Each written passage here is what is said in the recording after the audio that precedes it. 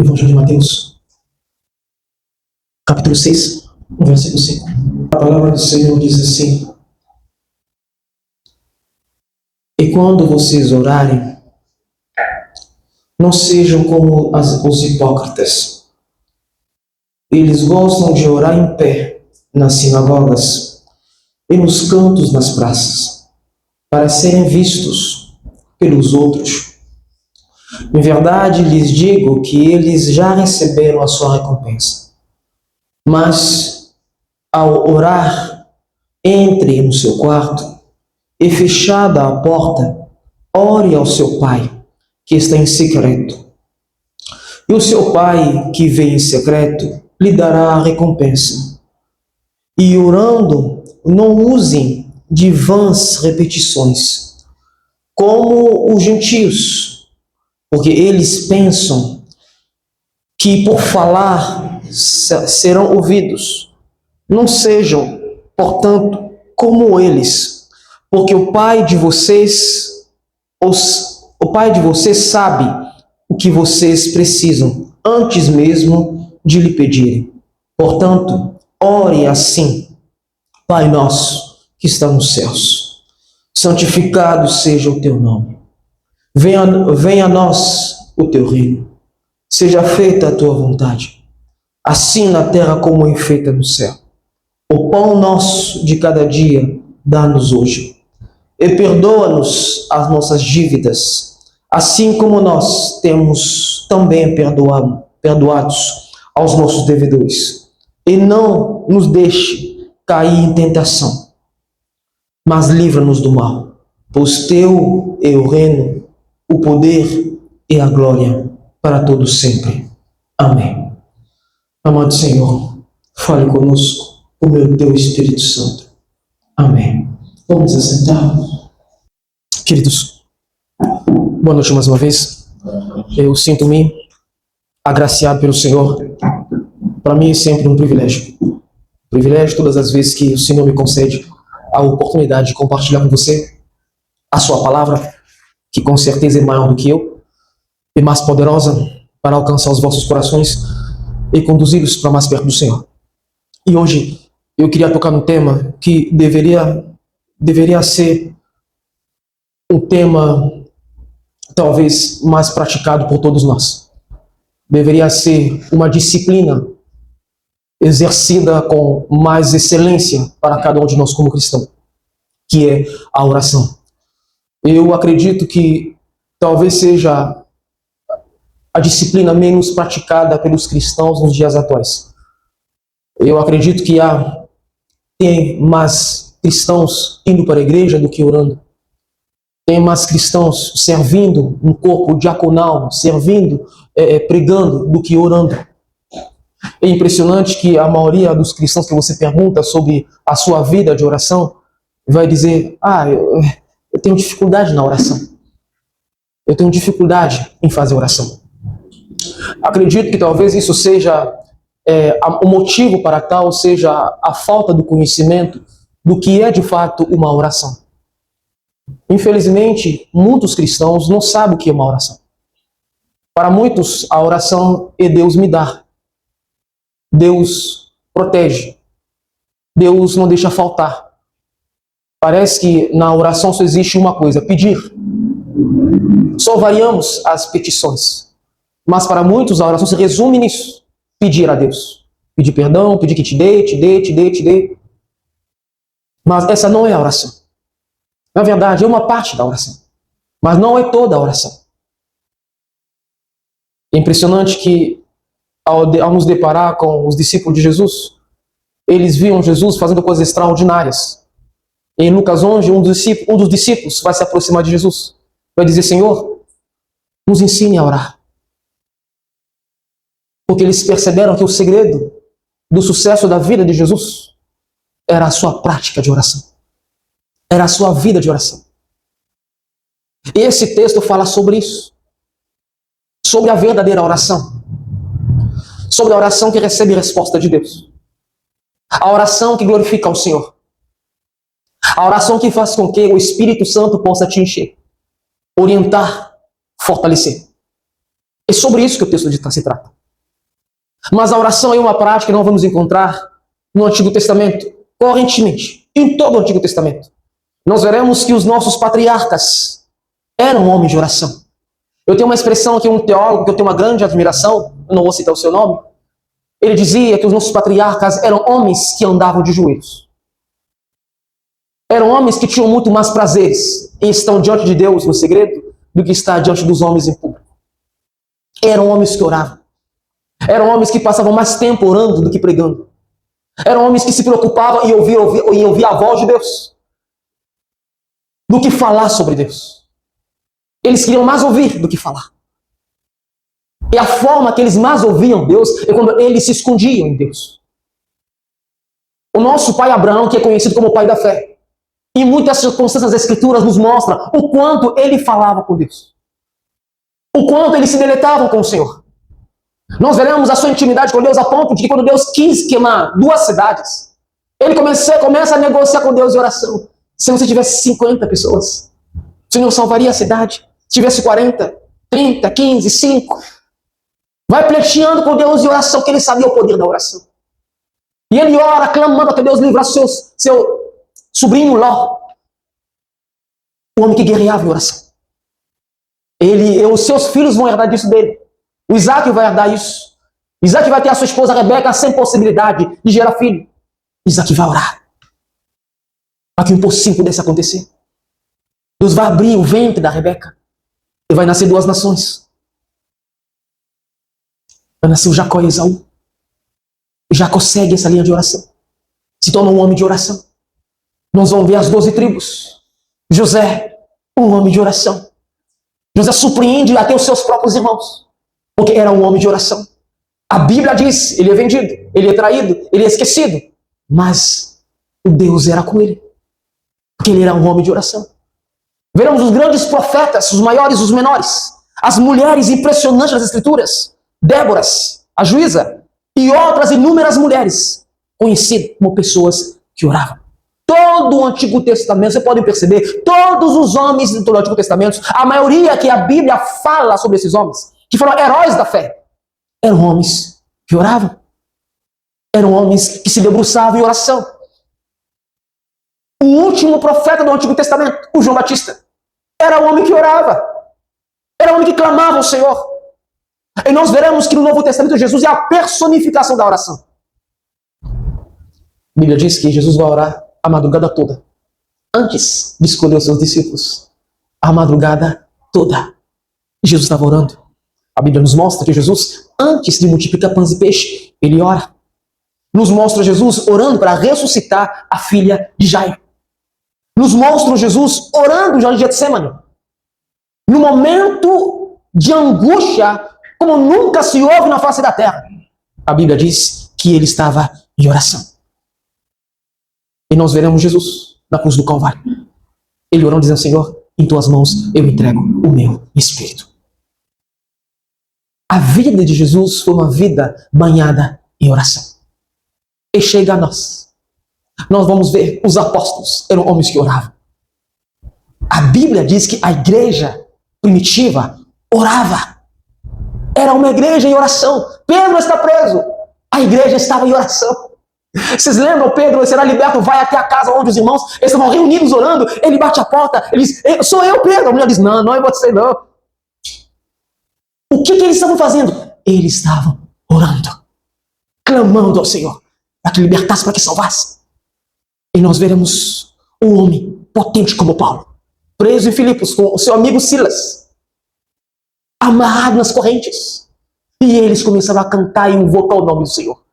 E Deus se manifestou de forma poderosa. As correntes se romperam pelo poder da oração. Tem episódios extraordinários. Podemos ver o poder de Deus na oração. Podemos ver no Antigo Testamento, voltando para lá, Josué lutando contra os filisteus, lutando contra grandes exércitos. Josué percebe que se o sol só fosse se pôr, ele iria perder a batalha. Sabe o que ele faz? Ele diz, Senhor, pare o tempo. O sol para em Gibeon. A lua para em Ajalon. A Bíblia diz que o tempo parou. Porque o homem se pôs a orar. Meus amados irmãos, você consegue perceber o poder que há na oração? Eram homens que oravam, homens que se debruçavam na oração. E os pais da igreja eram homens que oravam. E nós? E nós? Será que nós entraremos nessa lista de homens e mulheres que oram? Será que seremos chamados homens de oração? Será que o meu filho vai dizer aos seus amigos na escola: meu pai é um homem de oração? A minha mãe é uma mulher de oração? Meu irmão ora? A minha mãe ora? A minha irmã ora? É impressionante que muitas vezes, quando estamos reunidos,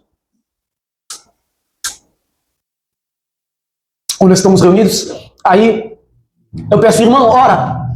Pastor, não, pastor. Eu queria te mostrar, levar você ao entendimento.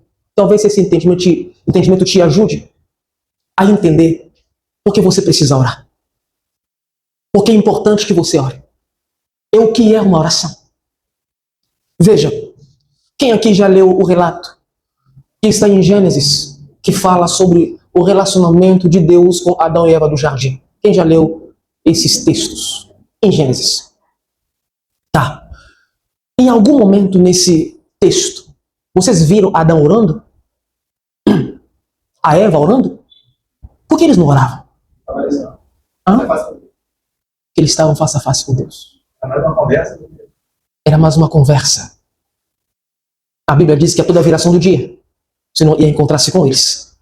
E o Senhor tinha uma comunicação clara com Adão, a ponto que diz: Adão, você vai cuidar disso aqui, vai dar os nomes. O Senhor tinha uma conversa íntima com Adão. E quando acontece a queda, quando a queda ocorre,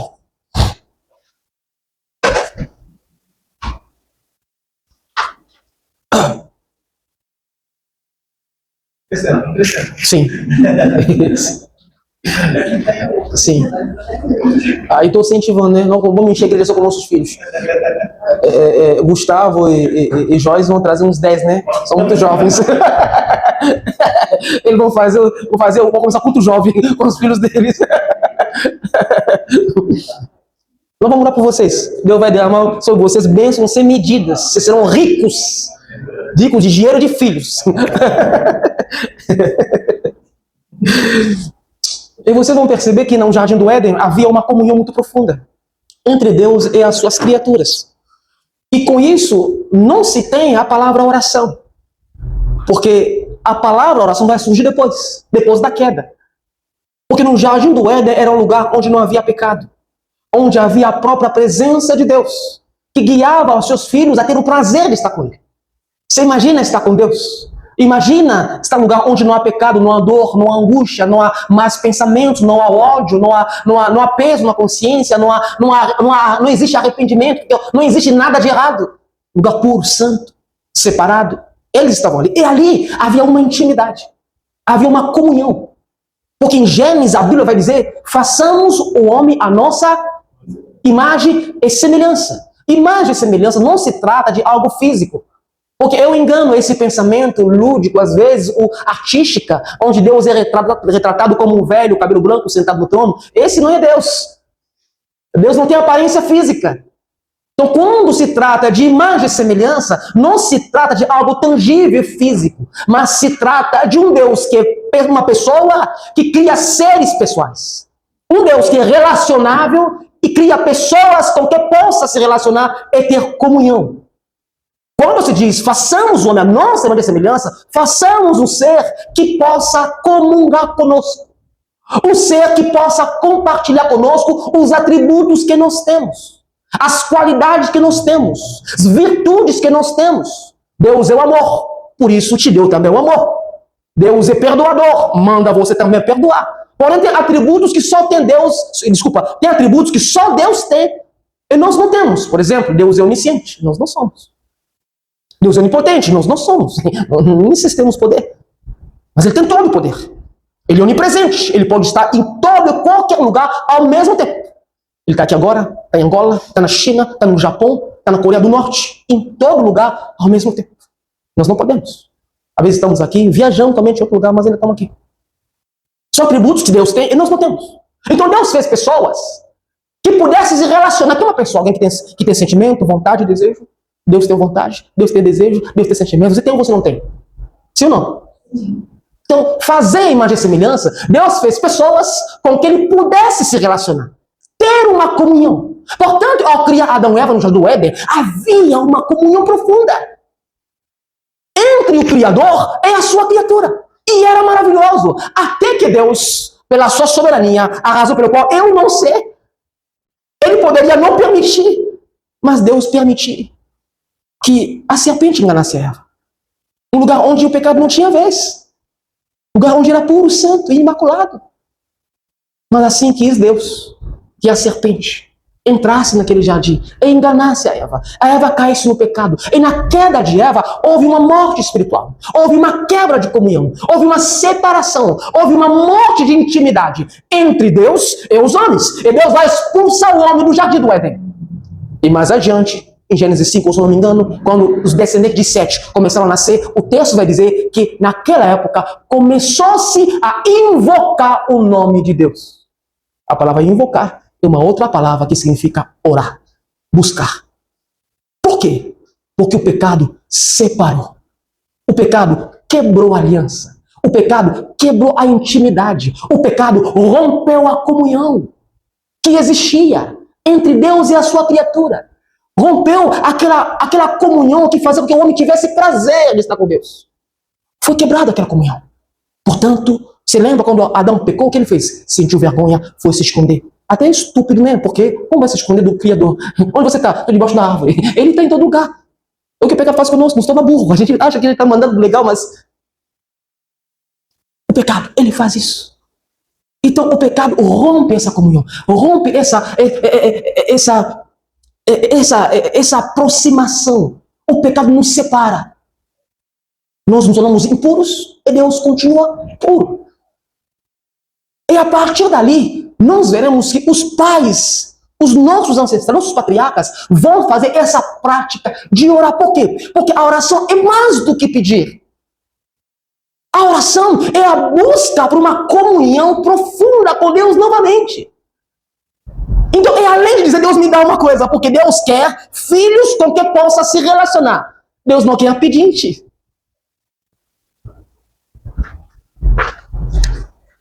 Portanto, a oração é uma das ferramentas mais importantes que nós temos como cristãos, para que voltemos a uma profunda e plena comunhão com Deus.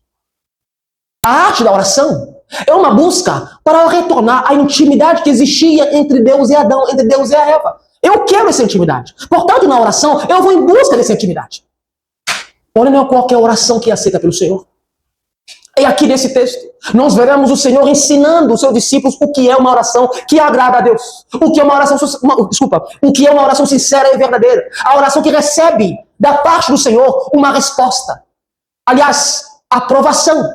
Porque nesse cenário aqui, no Sermão do Monte, Jesus está lidando com os judeus e com os não-judeus. Eles tinham características. E Jesus, mesmo com seus discípulos, Jesus mostrou aos seus discípulos o que é uma oração que Deus aprova. E Jesus vai condenar a religiosidade. Ele vai dizer aos seus discípulos, quando vocês forem me buscar, lembre-se o que é a oração. É uma das ferramentas que nos permite voltar a ter comunhão com Deus. Não é pedir, é a comunhão. Então Jesus, ele olha para os judeus, para os fariseus, os nossos discípulos, vai dizer, olha, quando vocês forem buscar orar, não sejam como hipócritas. Ele estava direcionando para quem? Para os fariseus, para os saduceus, para os sacerdotes do templo. Por quê? Porque a oração era um show para eles. Eles viviam de aparência. Não viviam da verdade. Viviam de aparência. Vocês lembram da oração do publicano e a oração do fariseu do publicano? Vocês se lembram, sim ou não? Não, eu acho que é Lucas 14. Aqui. Se eu não me engano, Lucas 14.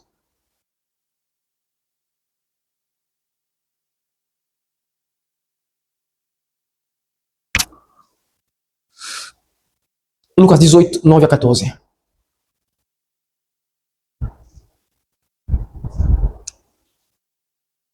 Veja, Lucas 18, 9 a 14, vai dizer: e disse também esta parábola: há uns que confiavam em si mesmo, crendo que eram justos, e desprezavam os outros. Veja bem, e disse também esta parábola: há uns que confiavam em si mesmo, fariseus, crendo que eram justos, e desprezavam os outros. Vai começar. 2 homens subiram ao templo para fazer o quê? Para orar. Um fariseu e o outro publicano. O fariseu estando como? Estando como? Em pé. Orava consigo mesmo dessa maneira. Nem para Deus, com ele mesmo. Ó Deus, graças te dou que não sou como os demais homens. Ele disse: Senhor, eu te dou graça porque eu não sou esses ladrões aqui. Eu não sou igual a ele. Eu sou VIP. Eu não sou igual a eles. Eu te agradeço por isso. Porque o Senhor me fez diferente. Esses homens são roubadores, são injustos, são adúlteros, nem ainda como este publicano. Olha, sabe aquelas pessoas? O rapaz está fazendo isso. Ah, estou fazendo isso, mas na igreja tem gente pior do que eu, tá? Exatamente isso. Não, Senhor, eu não sou igual a esse publicano, que ele está apontando quem está perto dele ali. A oração não envolve somente ele, mas envolve os outros. 12. Jejuo 2 vezes na semana. Ora, meritocracia. Eu jejuo 2 vezes na semana. Eu dou dízimo de tudo quanto eu possuo. O publicano, porém, estando em pé, de longe, nem ainda queria levantar os olhos aos céus, mas batia no seu peito, dizendo: o quê? Ó Deus, tenha misericórdia de mim, porque eu sou um pecador. Jesus vai dizer: digo-vos que este desceu justificados para a sua casa. Quer dizer, aquele que orou sinceramente, dizendo: Senhor, eu não tenho coragem de olhar para o Senhor, porque eu sei que eu não mereço estar nem aqui, não mereço nem levar os meus olhos ao Senhor por ser um grande pecador. O que eu te peço, não me dê o que eu mereço. Não me condene, porque ele sabia. Tenha misericórdia de mim. O que é misericórdia? É um tipo de amor que consiste em Deus não te dar o que você merece. Enquanto o publicano diz: Senhor, eu faço isso. Não, desculpa, o fariseu diz: eu faço isso. Eu não sou igual a ele. Quer dizer, eu mereço. O publicano diz: Senhor, eu de fato, eu não sou igual a ele. Eu sou um pecador. Eu mereço a sua ira. Mas eu te peço que o Senhor tenha misericórdia de mim. Não me dê o que eu mereço. Significa, Senhor, me dê a sua graça. A Bíblia diz, Jesus Cristo diz, dos dois, o publicano desceu, saiu do templo justificado. Quer dizer, a sua oração foi recebida pelo Senhor. Ele foi justificado. Ele foi amparado, porque ele reconheceu que ele era. Ele diz: eu não tenho mérito nenhum. Se o Senhor me queimar agora, o Senhor continuará sendo um Deus glorioso. Se o Senhor me condena para o inferno, o Senhor ainda estaria assentado no seu trono de justiça. O que eu te peço, não olha pelo que eu fiz, mas tenha misericórdia de mim. Não me lance longe do Senhor, porque eu sei que eu mereço, mas tenha misericórdia. Este encontra o perdão. E o outro texto diz: e não aquele, porque qualquer que a si mesmo se exalta, será humilhado. E a qualquer que a si mesmo se humilha, será exaltado. Exatamente sobre essa questão que Jesus vai estar falando em Mateus 6. Voltemos lá, por favor. Em Mateus 6, versículo 5. O Senhor vai dizer: quando orarem, não seja como hipócritas, que gostam de orar em pé. Quem? Os fariseus. Nós vimos aqui. Ele falou no templo, orava em pé, falando. Ele diz: não sejam hipócritas como esses, que oram em pé nas sinagogas, e nas praças, nos cantos. Para quê? Para serem vistos. Então, esses fariseus, o que mais lhe impressionava era a aparência de oração e não a oração. Ele não se preocupava com Deus, mas se preocupava com aqueles que estavam ao seu redor, lhes observando. Por isso, aquele texto diz: o fariseu orava consigo mesmo. Porque ele não se importava se Deus ouvia a sua oração. Ele se importava se os outros consideravam a sua oração uma oração forte. Conhece aquelas pessoas? Pastor, ora por mim, porque a oração do pastor é muito forte. Nossa, é muito forte. Minha filha, se minha oração fosse muito forte, eu teria tudo nessa vida. Não é assim, não. Então, eles viam de aparência. Não de intimidade, mas de aparência. Por causa disso, o próprio Senhor, por conhecer tanto essa intimidade, o Senhor vai dizer, em Isaías 29:13, o Senhor vai dizer: esse povo me honra com seus lábios, mas os seus corações estão distantes de mim. Isso era uma grande realidade entre os judeus. Eles viviam de aparência, queriam aparecer religiosos, queriam aparecer pessoas que tinham intimidade com Deus, pessoas que Deus ouviam. Mas na verdade não tinha profundidade, não tinha comunhão com Deus, como nós veremos. Quantas pessoas hoje se importam com a aparência de cristão? quanto estão se portando e querem que outros possam ouvi-lo, aplaudi-los. Dizem que, nossa, meu Deus, que homem de Deus, que mulher de Deus. O que mais nos importa? Que o Gilmar acha a minha oração maravilhosa? O que Deus ouça a minha oração? Veja aqui, meus queridos, que o problema não é orar em público. Esse não é um problema. O problema é fingir uma espiritualidade que não existe em público para que outros olhem para você. O que o Senhor condena aqui é a hipocrisia. A palavra hipocrisia vem da palavra grega que significa ator. É aquele que se esconde atrás de uma figura. Que as pessoas vejam, a verdade não é. Porque naquele papel se sente mais importante. Quando revela quem é por dentro, acho que ninguém vai se interessar, portanto é melhor usar uma máscara. O Senhor não condena você orar na comunhão. Não, em comunhão não. Está condenando? Como é a sua oração? Oração de hipocrisia, para que outros ouçam as palavras bonitas. Acham, meu Deus do céu, como o Felipe ora. Nossa, meu Deus, é isso que você quer? Jesus diz, quando vocês orarem, não sejam como eles. Eles falam até bonitos, mas não têm comunhão comigo. São hipócritas. Não são verdadeiros. É isso que isso vai começar a condenar primeiramente. Não olhem dessa maneira.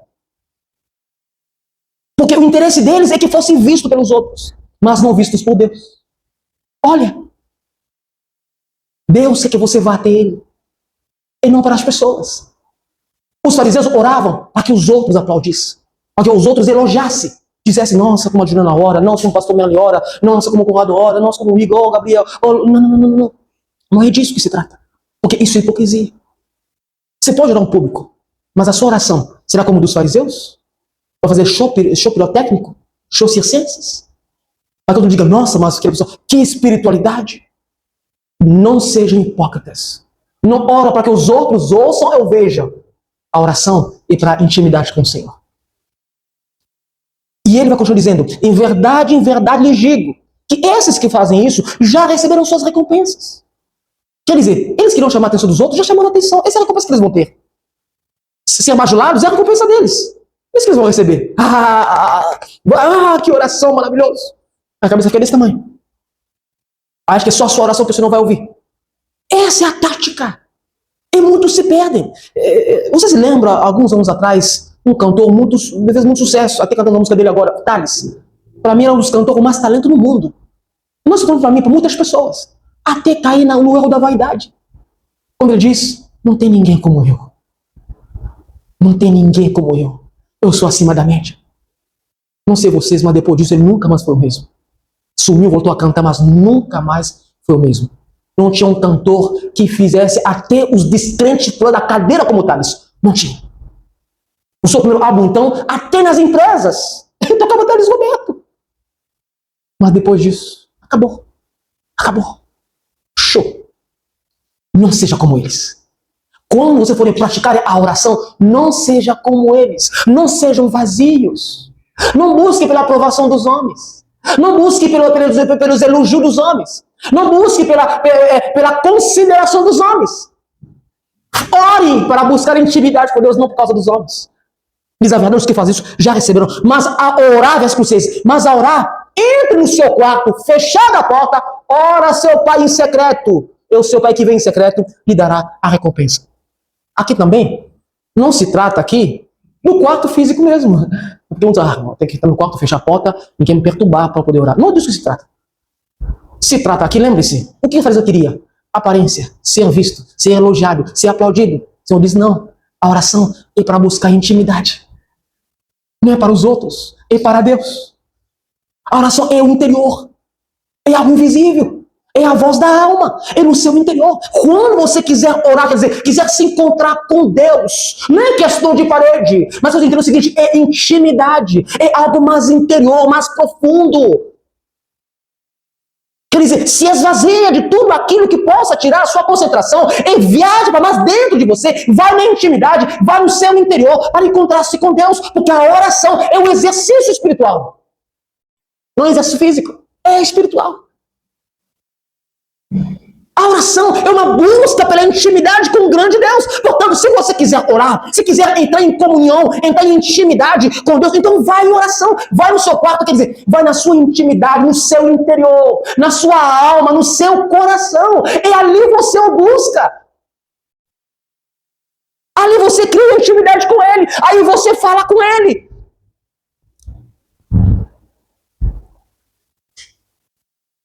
A oração te trata de um exercício espiritual. Entra no seu quarto, é íntimo, é o interior, ali você busca o Senhor, e ali você vai encontrá-lo. O que diz Jeremias? Buscar-me-eis? Quando? Quando buscardes de todo o vosso coração. Quando vocês me buscarem na intimidade, vocês me buscarem ali em segredo, lá no seu íntimo, na sua alma, não para os outros verem, para você chegar a mim, só você. Quando vocês me buscarem dessa forma, vocês vão me encontrar. Eu me revelarei a vocês. Eu vos mostrarei os meus segredos. Porque a Bíblia diz que o Senhor revela os seus segredos aos que são seus. Quando você na intimidade vai, se encolhe, vai a Deus, humildemente, na sua intimidade, a Bíblia diz, se você buscar ao Senhor de todo o vosso coração, de toda a vossa alma, de toda a vossa intimidade, Ele vai se encontrar contigo. Essa é a recompensa. Busca em secreto. O Pai tem em secreto. Quem o busca em secreto vai encontrá-lo. Não quem só pode orar só no quarto. Não. Quem o busca na intimidade, na profundeza, espiritualmente, na sua integridade, na sua profundeza. Quem o busca espiritualmente vai encontrá-lo, porque ele está em segredo, ele é invisível, ele é espiritual. Quem o busca espiritualmente, ele encontra. Essa é a recompensa de quem o busca espiritualmente, ou vai encontrá-lo. Vai encontrá-lo. Isso que ele diz. Quando fizer isso, ele vai continuar no versículo 6, parte B. E o seu Pai que vem em secreto lhe dará recompensa. Qual a recompensa? Se revelará a você. Como diz Jeremias 29. Buscar-me e me achareis, quando buscar de todo o vosso coração. Eu serei achados por vós, e eu mudarei a vossa sorte. Essa é a recompensa. Quem busca o Senhor em intimidade, não se preocupando com A, com B, mas buscando ter uma comunhão com Deus, buscando ter uma relação. Lembra-se, ele é uma pessoa que busca se relacionar com ele na intimidade, o encontra. E quando encontra, ele muda o cenário. Essa é a recompensa do Senhor busca. E B, no versículo 6 vai dizer, olha, versículo 7 vai dizer, e orando, não use vãs repetições, como os gentios, porque eles pensam que por falar serão ouvidos. Não sejam, portanto, como eles, porque o Pai de vocês sabe o que vocês precisam, antes mesmo de vocês o pedirem. Veja, não sei vocês, eu cresci numa escola católica. E a família da minha mãe também era católica. Então, eu estudei numa escola, num colégio, que nós tínhamos aula de religião. Era sobre catolicismo. Então, eu aprendi as orações de todos os santos que você imagina. Porque caía na prova. E a oração de São Tomé? Tinha que guardar. Tem que botar, senão perde ponto. É reprovado. Se reprovar na religião, não passava de ano, não. E, semanalmente, nós aprendemos. Minha mãe até hoje é católica. Durante a semana, antes da missa do domingo, durante a semana, éramos levados para confessar, fazer confissão com o padre. Aí, confessava o pecado, e o padre dizia, tá bom, o pecado que você cometeu, Deus vai te perdoar, você tem que fazer 15 Ave Maria e 25 Pai Nosso. Aí pegava o terço, aí depois ia lá, aí acabava, pecava de novo. Aí ia de novo, confessava, antes das missas. Era repetições vãs. Não muda. Nada. Essa não é a oração. Veja, isso também, se repetir, isso também, Jesus dizia, ele estava falando também com os gentios daquela época. Porque não sei se você sabe, mas não sei se você vão lembrar disso. Teve um episódio no Antigo Testamento que Elias vai desafiar os profetas de Baal no monte. Vai dizer, tá bom, seu Deus é forte? Tá bom, vamos ver se o Deus de quem é forte aqui. Vai, faça a oração, peça que o Deus de vocês derrame fogo do céu. Eles começaram, começaram a falar em línguas, né? Mentira, tô brincando. Começaram a orar, o fogo não desce. Elias vai dizer, continue, talvez o Deus de vocês está dormindo. Eles repetiam as mesmas orações, e nada. Quando acabou, Deus, mas antes, espera aí, vou provar você que meu Deus, ele é o cara. Joga umas águas, mole tudo, quer dizer, torne a situação impossível. Quando ele clamou uma vez, o céu se abriu e o fogo desceu. O meu Deus é maior. Vocês não dizem aqui, Deus, não fale como se Deus fosse uma pessoa que não ouvisse. Os gentios, eles repetem as orações porque eles acreditavam que na insistência de dizer, o Deus deles respondiam. Mas até nisso nós vimos com Elias que não foi possível. De tanto repetir, o Deus deles não derramou fogo. Jesus diz, não use vãs palavras. Porque até aquilo que nós hoje consideramos oração, ele está dizendo, gente, é bizarro você fazer isso. Olha o que está dizendo. Eles, gentios, repetem as orações esperando que o Deus deles ouçam eles. Mas veja vocês, o Deus de vocês sabe o que você precisa. Então para que ficar repetindo as coisas? Será que ele é surdo, ele não entende? A questão aqui não é que você não seja insistente na oração. E que você entenda que a oração é mais do que pedir. Porque aquilo que você precisa, ele já sabe, sim ou não? Sim ou não? Deus sabe as palavras que você vai usar amanhã, sim ou não? Mas então, por que você acha que ficar repetindo vai convencer Deus? O Deus de vocês, ele é onisciente. Ele sabe de tudo. Então não é repetindo que você vai encontrar, vai fazer uma oração verdadeira. Não é repetindo em vãs palavras. Não. Não é assim. Não é assim que você deve orar. Porque a oração não são somente pedidos. Na verdade, a oração é uma comunhão com o Altíssimo. Porque a oração é um exercício de confiança com Ele. É uma prática de confiança espiritual. Então, não acho que lançando palavras... O que é oração? Falar com Deus. Falar com Deus não é só oração. Não é só falar com Deus. É mais do que isso. Porque se a oração fosse falar com Deus, então quando eu falo com o Felipe, estou orando com o Felipe, então. Não é só falar com Deus. A oração é o caminho para a restauração da comunhão com Deus. Então não é assim que deve orar. Aí ele vai ensinar. Quando vocês forem orar, orem assim. Aí a gente pegou Pai Nosso, virou agora também mantra. Pai Nosso que está no céu, santificado seja o vosso nome, venha o vosso reino. Repete de novo. Não é assim também. Não é isso que ele queria. Até porque, vocês viram Jesus orando assim? Em algum momento ele orou assim? Ele não orou. Ele ensinou assim. Mas ele orou inúmeras vezes. E nenhuma vez ele orou dessa maneira. Porém, a estrutura da oração foi a mesma. Quando ele começa a orar, como que ele começa a orar? Alguém lembra? Pai. É assim que ele começa a orar. Portanto, aqui, Jesus não está nos ensinando uma repetição vã. Ele está nos ensinando como devemos reconstruir a comunhão com Deus por meio da oração. Se nós queremos encontrar a recompensa da oração, se nós queremos buscar com todo o nosso coração, é Ele se manifestar a nós, é assim que nós devemos orar. É assim que nós devemos nos achegar a Ele. É dessa maneira que nós vamos encontrá-lo. É dessa maneira que Ele vai se revelar a nós. Ele vai dizer, quando vocês forem orar, não sejam como os hipócritas, não ficam falando um monte de coisa, mas quando você for, vai dizendo, Pai Nosso. O que ele quis dizer com isso? Veja, isso é maravilhoso. Igor, eu posso chamar de pai? Meu pai? Eu gosto de tudo, não é meu pai não. Eu também não sou pai espiritual de ninguém, tá? O meu pai espiritual, eu não, Deus me livre. Eu sou seu pastor, eu sou seu guia espiritual. Pai espiritual não, é meu pai espiritual, eu só tenho 3 filhos. Aqui, veja. Aqui só tem 2 pessoas que podem chamar igual de pai. Felipe e Gabriel. Em intimidade. Não vá a Deus como qualquer pessoa. Jesus está dizendo, quando você vai orar, você precisa entender que você não está indo num shopping ou numa loja. Não, você está indo se relacionar com seu Deus. Mas Ele não somente como Criador, mas como seu Pai, como aquele que te gerou. Portanto, aqui já aponta a que nível deve ser a nossa oração, a um nível de intimidade mais profunda. A oração não é somente eu estou falando, não. Eu estou indo me reconectar com meu Pai. Ele diz, Pai Nosso. Veja, Jesus não diz, fala o seguinte, meu Pai. Não, Pai Nosso. O que implica, Jesus está dizendo que você é meu irmão. Você é de casa. Você é da intimidade. Fala, Pai. Abba, Pai. Como diz Paulo em Romanos, nós clamamos Abba, Pai, porque nós temos intimidade com Ele. Nós não vamos a Ele como se fossem pessoas desconhecidas, mas nós vamos a Ele como pessoas que o conhecem, como seus filhos, demonstrando um relacionamento íntimo que nós temos com Ele, indo em busca daquilo que Adão perdeu no Jardim do Éden, uma relação profunda com Deus. E essa relação se reconstruiu a partir do momento que eu criei em Cristo Jesus. Você se lembra o que diz João capítulo 1, versículo 12? Ele veio para o que era seu, mundo. Mas os seus, os judeus, não receberam.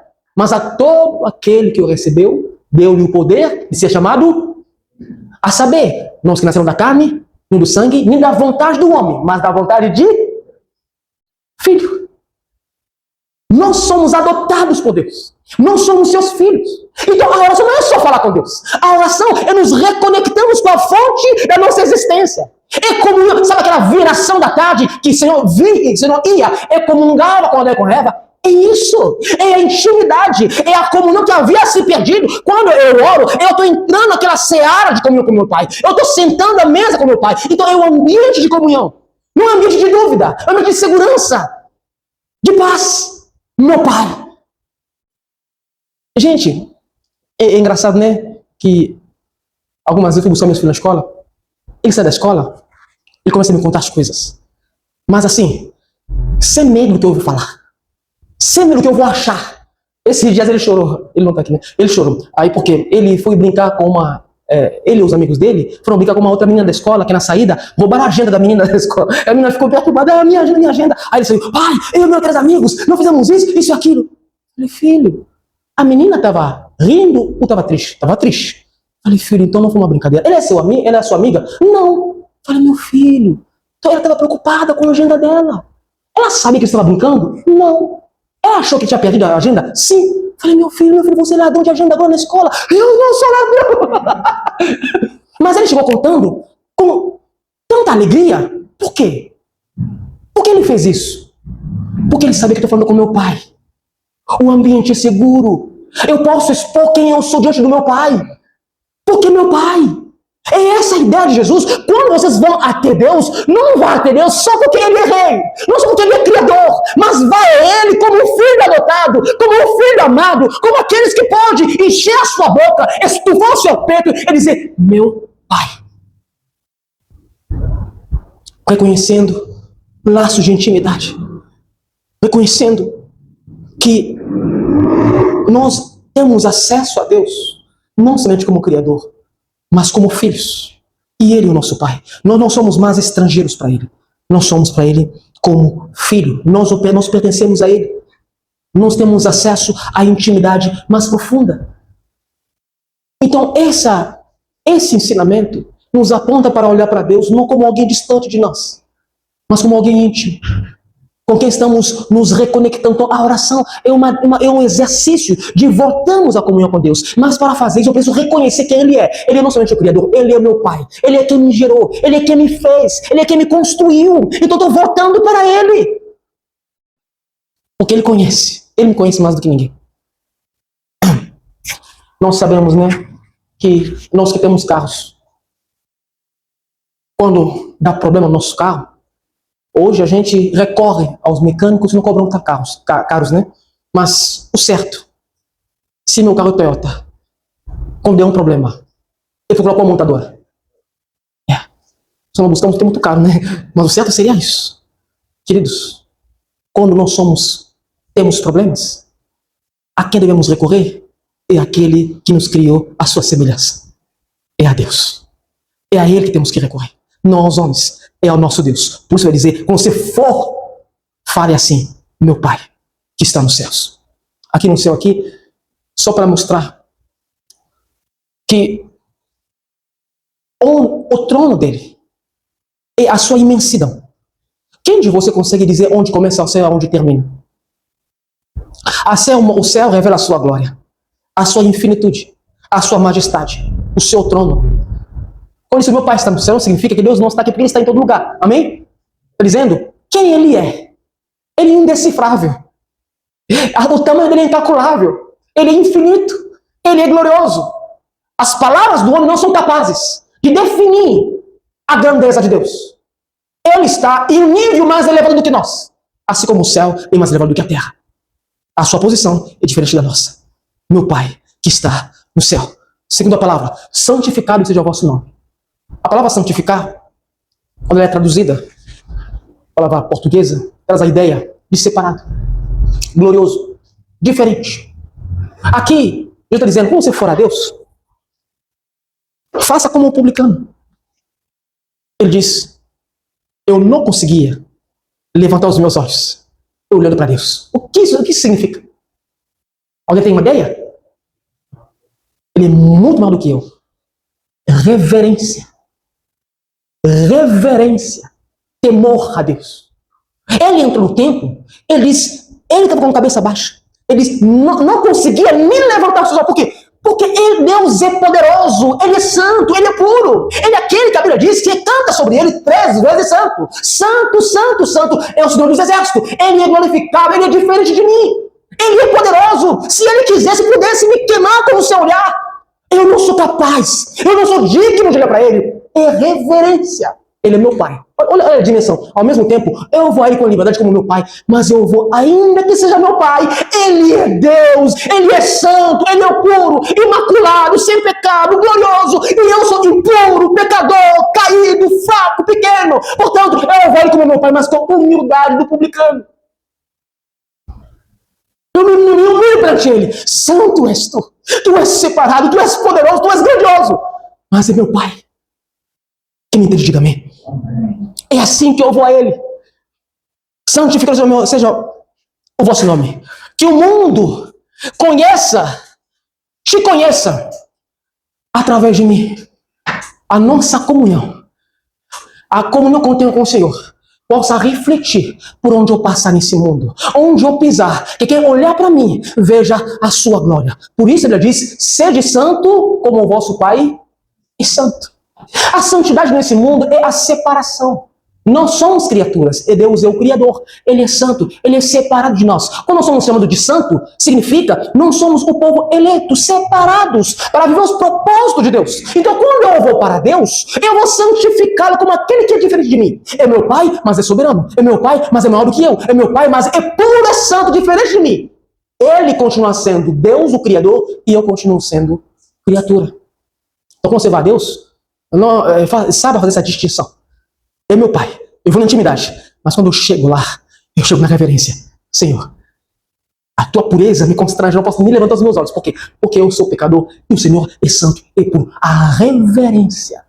Então a nossa oração precisa ter reverência. Por isso é uma tolice de tal nível. Aqueles que quer dizer, até 3, Deus vai apagar essas luzes. Olha nível de tolice. Falando com quem? Hã? Falando com quem? É assim que se reverencia a Deus? Não, é tolice. É falta de entender quem é Deus. Como bem vai ensinar quando você vai orar? Fala, Deus, eu quero um carro verde, com rodas tal.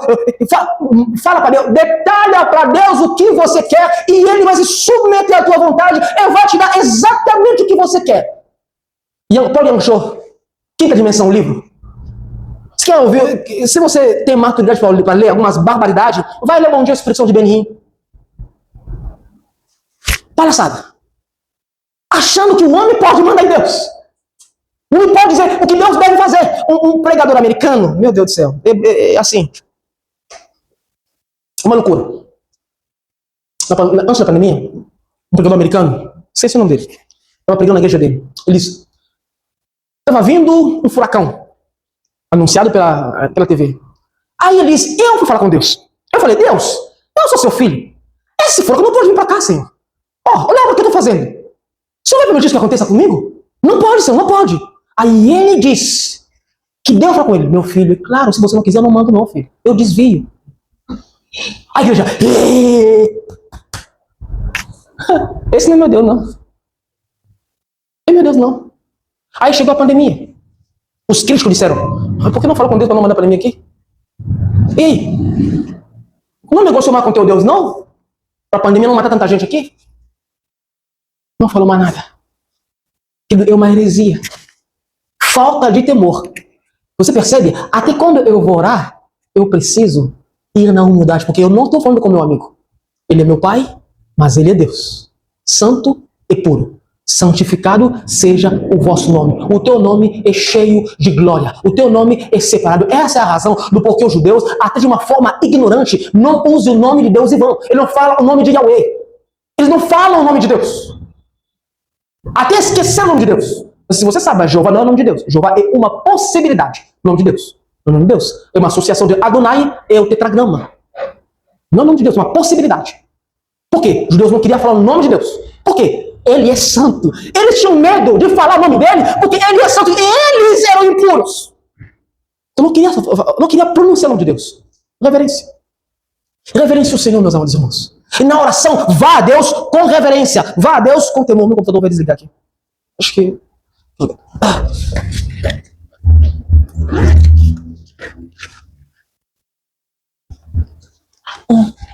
Acho que não tem. Acho que esqueci, não tem. Carregador? Não, tá tudo bem. Não, certo. Se eu apagar aqui, eu vou na cabeça mesmo. Obrigado, amor, tá tudo bem.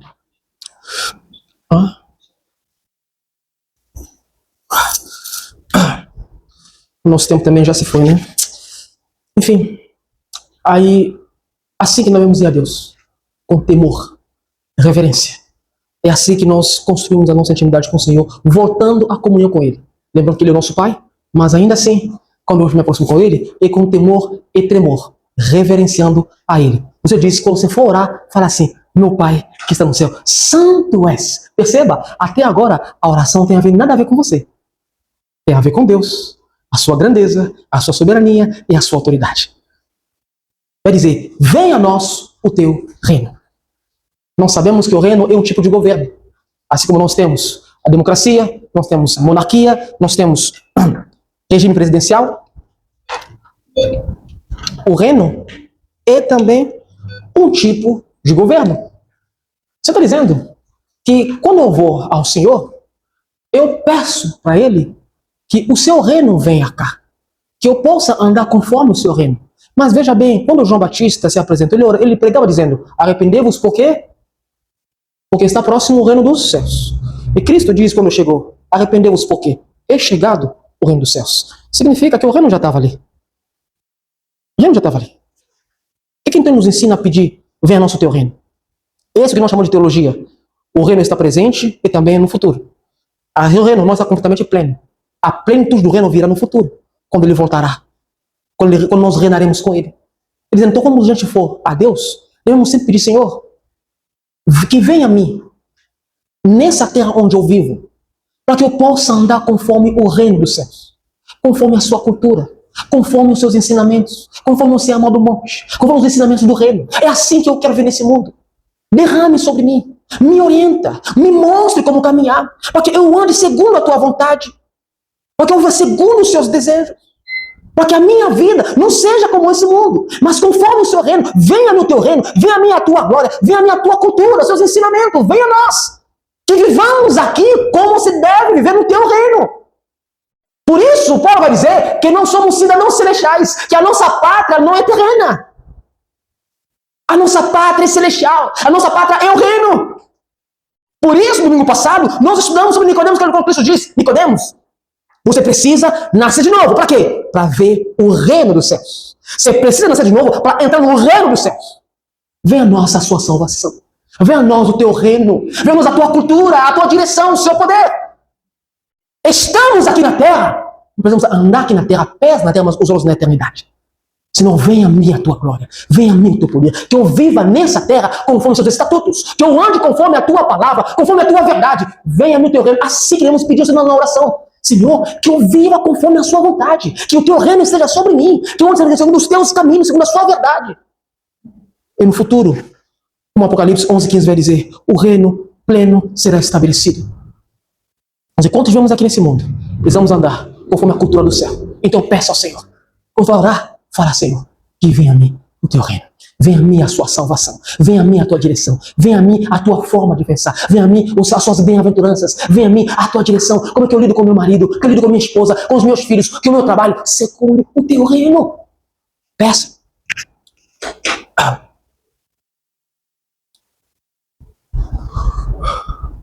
Aí vai dizer, que seja feita a tua vontade. Aqui na terra, como é feita onde? No céu. Veja, queridos, olha bem. Pai nosso está no céu. Até agora é o Pai. Você percebe que a oração tem nada a ver primeiro com a petição. A petição vem depois. A oração, eu quero voltar à comunhão com meu Deus, assim como era no jardim. Então a oração é aquela conversa direta, é aquela comunhão com o Senhor. Isso é oração. A petição é só uma parte dela. Então a oração é aquela consciência de que estou em comunhão com o meu Salvador, com o meu Pai, com o meu Rei, com o meu súdito, desculpa, com o meu soberano. Quer dizer, que seja feita a tua vontade. Aqui não tem como feita no céu. Olha, você se lembra do convite de Jesus quando ele encontra os seus discípulos? Quando ele encontra Mateus sentado na coleteria. Se lembra, não? O quê? Vem, segue-me. Quando ele vê os meninos pescando, ele diz aqui, larga, vem. Larga, vem. Aí outro diz, Senhor, deixa eu enterrar os meus parentes. Ele diz, deixa os mortos enterrar seus próprios mortos. Vem e me segue. Ele vai dizer, quem quiser me seguir, faça o quê? Negue-se a si mesmo, toma a sua cruz e siga-me. Ele diz, quando você vai orar, fala ao Senhor, Senhor, eu tenho a minha vontade. E eu gosto da minha vontade, eu até acho ela legal. Mas eu não quero fazer a minha vontade. Eu quero fazer a tua vontade. Querido, eu posso te dizer hoje, não existe a maior demonstração de amor como essa frase. Você imagina, igual tu lá na gandaia, fazendo a tua vontade? Você imagina fazendo a tua vontade até hoje, como será a sua vida? Você imagina, Conrado? Fabiana, a sua vontade? Só a sua vontade até hoje? Você imagina, Felipe? Só ver a sua vontade? A nossa vontade, ela foi afetada pelo pecado. Ela foi manchada. A nossa vontade é como aquele carro cujo tem um problema de direção, que se você largar, vai cair só de um lado. Essa é a nossa vontade. Foi imaculada pelo pecado. Então você vai dizer, a tua vontade, ela vai te matar. A tua vontade, ela vai te destruir. Por isso, quando você for falar com Deus, fala, Pai, que seja feita a tua vontade, não a minha. Porque a minha, às vezes, ela é egoísta. Ela beneficia somente a mim. Só contempla os meus interesses. Mas eu quis seja feita a tua vontade. Porque a tua vontade, ela é resistida muitas vezes pela minha alma. Porque a vontade do Senhor no céu, ela é feita plenamente. Os anjos fazem a vontade de Deus. Os anjos se curvam à vontade de Deus. Deus fala eles fazem Aí você vê, né? Como é que são as coisas. Deus, quem é a coroa da criação de Deus? Quem? A coroa da criação de Deus? Seres humanos. Coroa significa maior que da criação. Deus, ser humano. Agora, de todos os seres criados, quem é a criatura que mais resiste à vontade de Deus? Hã? O cachorro não resiste. O cavalo não resiste. A terra não resiste. As águas não resistem. Só tem um ser. Jumento. Só um. Lá ao teu lado aí. Olha ao teu lado. Só. Aí ele vai dizer, quando você for a Deus, fala, Senhor, que a sua vontade seja feita na minha vida. Querido, essa oração, o próprio Cristo fez. Vocês lembram o jardim de Getsemane? Ele orando, suando sangue. Ele vai dizer, Pai, se for possível, afasta de mim esse cálice. Porém, seja feita o quê? A sua vontade e não a minha. Eu disse, tá bom, vai ser a minha vontade mesmo, é cruz. Peça. Paulo vai dizer, não vos conformei com esse mundo. Não se conformem, mas transformai-vos pela renovação da vossa mente. Por quê? Para que vocês possam experimentar qual seja boa, perfeita e agradável vontade de Deus. A vontade de Deus, ela é boa, ela é perfeita e ela é agradável.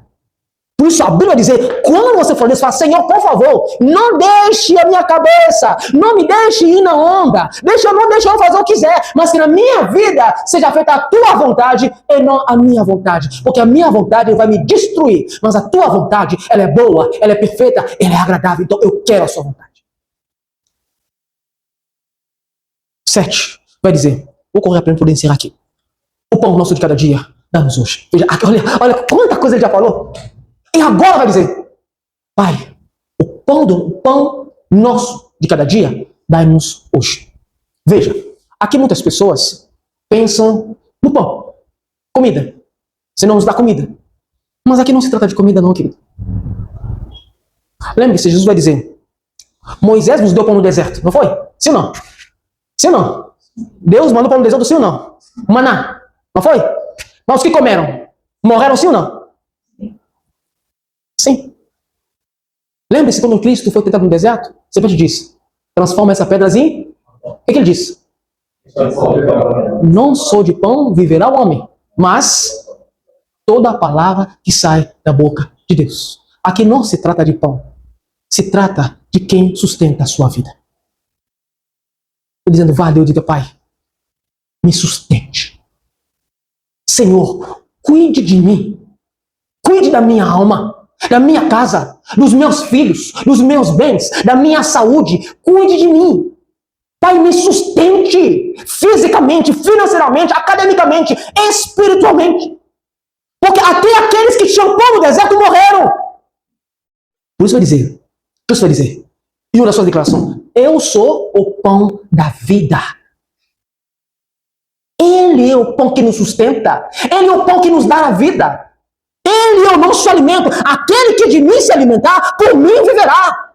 Não só de pão, não só de alimento terreno, que vive o homem, mas sim de toda a palavra que sai da boca de Deus. É Deus que nos sustenta. O que Deus diz é que nos sustenta. O nosso sustento vem das mãos do Altíssimo.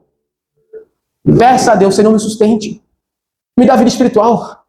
Me traz o vigor novamente. Me alimenta, me fortalece, Senhor. Me reanima, me afeta lá embaixo. Estou fraco, está ruim. Eu preciso do Senhor. Senão me alimenta de novo, me renova, me sustente. Vai dizer, o Senhor é o meu pastor. Ele me fortará. Ele me guiará para águas tranquilas. Ele que refrigera a minha alma. Ele me guiará pelas veredas da justiça por amor ao seu próprio nome. Ainda que eu passe pela vale da sombra da morte, não temerei mal nenhum, porque tu estás comigo. A sua vara e o seu cajado me consola. E Ele que me sustenta. Então vá até na oração. Fala, Senhor, me sustente. Me dá vida de oração. Me revigora. Eu não estou conseguindo orar, Senhor. Me revigora. Coloca em mim palavras. Não é o Senhor que coloca o perfeito no louvor na boca das crianças. Coloca em mim. Vai assim para Deus. Vai dizer, perdoa as nossas ofensas, assim como nós perdoamos aquele que tem nos ofendidos. Aqui é muito importante entender, não é uma condição que a forma como ela é exposta é como se dissesse, perdoa as nossas ofensas, assim como nós perdoamos. Como se há uma condição para Deus perdoar. Mas aqui o texto quer dizer o seguinte, aquele que muito foi perdoado, também muito perdoa. Aquele que é filho de Deus, para você se tornar filho de Deus, ele teve que te perdoar. Portanto, é automático para o crente, para o filho de Deus, assim como foi perdoado, também perdoe. Então veja, um desafio gigante como esse, porque nós temos dificuldade de perdoar. Nós temos uma dificuldade. Então, se você for orar, fala, Deus, me perdoa. Perdoa as minhas dívidas. Aqui usa a palavra dívidas. Perdoa as minhas dívidas. Assim como também eu perdoo os outros. Mas a ideia clara aqui é que possamos ter um coração perdoador, porque as nossas dívidas foram perdoadas. Também remete a ideia de que eu continuo sendo pecador. Portanto, eu preciso sempre ir a Deus nas minhas orações e dizer, Senhor, essa semana eu vacilei demais. Vacilei com minha mulher, vacilei com meu marido, vacilei com meus filhos, se não me perdoa. E veja bem, 1 João 5 vai dizer, se nós, como crente, achamos que nós não temos perdoado, nós temos pecados, nós somos mentirosos. E fazemos de Deus um mentiroso. Ele vai dizer, 1 João 5,9, se confessar os vossos pecados, Ele é justo e fiel para vos perdoar e vos purificar de toda injustiça. 1 João capítulo 2 vai dizer, meus filhinhos, o meu conselho é que vocês não pequem. Mas caso vocês pecarem, lembre-se que nós temos um advogado no lado direito do Pai que intercede por nós. Então arrependam-se. Primeiro texto, eu acho que eu errei, é 1 João capítulo 1, versículo 9. 1 João 5 e outro texto, que fala do testemunho de Cristo. Então vá a Deus. Na oração, peça que Deus te perdoe. Peça. Eu não sei se é a humildade do jovem, daquele publicano, Senhor, tenha misericórdia de mim. Por quê? Porque eu sou um pecador. Finalizando, Deus vai dizer, não me deixe cair em tentação, mas livra-me do mal. Queridos, se o Senhor não te amparar, vai. Tem pessoas que acham que eu não sou inimigo, eu sou o diabo. Não, meu inimigo sou eu mesmo. Sou meu primeiro inimigo. Estou dizendo, quando você for a Deus, Senhor, não me deixe cair. Porque se o Senhor deixar, você cai.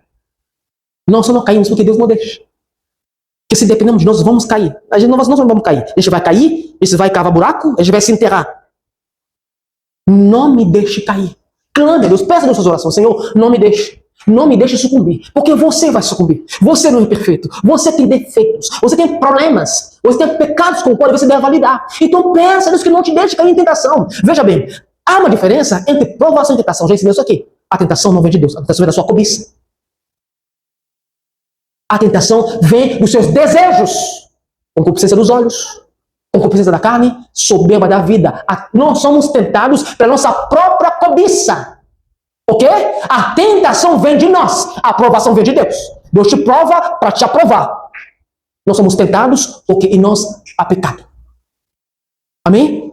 Então, peça a Deus, não me deixe cair em tentação. Vou dar um exemplo escrachado, fácil de entender. Homem, vê mulher bonita, começa a te atrair, cuidado para não cair em tentação. Olha por quê? Porque o seu coração cobiçoso, que está tentando, Deus está me provando. Não, eu não trabalho bem. Ai, que querido, tem uma irmã que está me provando. Mas que provação? Não é aprovação, não. Não é aprovação, não. É tentação. Por quê? Porque o seu olhar foi atraído pela sua cobiça. Você se lembra, a Eva, quando conversou com a serpente, e depois olhou para o fruto proibido de novo? A Bíblia diz que ele, quando olhou para o fruto proibido, ele viu que era desejoso o conhecimento que o fruto iria oferecer. Cobiça. O pecado começa na nossa cobiça. Por isso, fuja da aparência do mal. Amém? Então entenda, a tentação vem do nosso pecado, de dentro de nós.